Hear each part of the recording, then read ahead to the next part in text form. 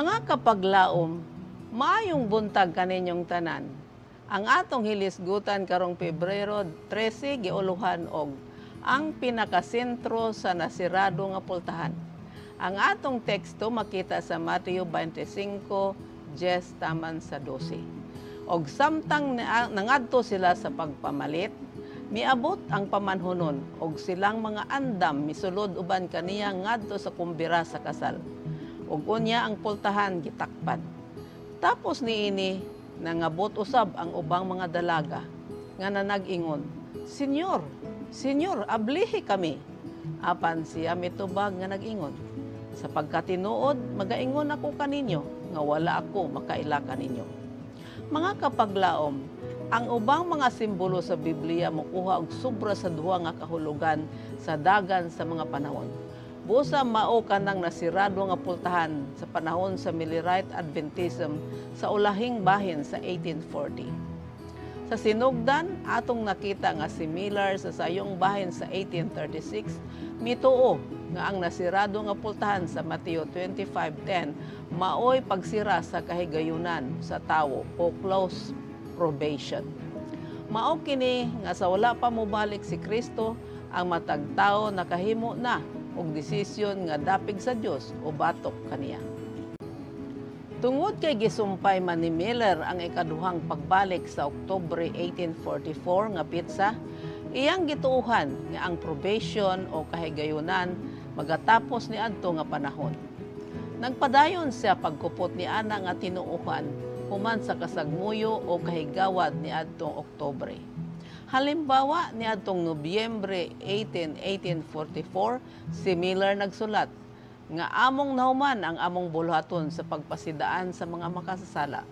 Ang Dios sa iyang kabubuton gisirado ang pultahan, ato lamang mapadasig ang usag-usa nga magpailubon. Apan dili lang kana ang pagsabot bahin sa makalibog nga panghitabo ni adtong tinglarag sa 1844. Halimbawa, si J.V. Himes sa sayo sa Nobyembre 5, nag-ingon nga walay tagna nga natuman ni atong October 1844. Og kun mao kadto ang kahimtang, wala masira ang pultahan sa kahigayunan o close of probation. Busa ang mga katawan sa Dios kinahanglan sa pagpadayon sa paghatag sa mensahe sa kaluwasan. Ingon nga katingad-an tingali kanato karon, ang nagkalahi nga pagsabot sa nasirado nga pultahan maoy nakapabulag ngadto sa nagkalain-laing mga baruganan sa Adventism ni adtong 1845 ug sa unahan pa. Aron masabtan ang mga isyu, kinahanglan nga masabtan nga sa sayo nga bahin sa 1845 ang nasirado nga pultahan adunay duha ka kahulugan. Una, ang pagsira sa kahigayunan o close of probation. Ang kaduha, ang tagna natuman ni adtong October 1844. Tungod niya ng pag-ila sa huna-huna atong hinumduman, ang Albany Adventist nga nagsunod kang Himes ingon nga abli nga pultahan Adventism, og ang mga panatiko nga spiritualizers og ang nagalambo nga Sabbatarians ingon nga sarado nga pultahan Adventist.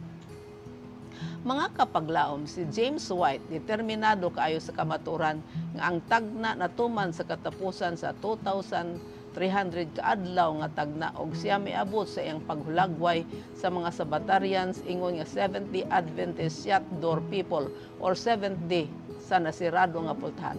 Pasalamat kita nga kanang pangalan wala magpabilin.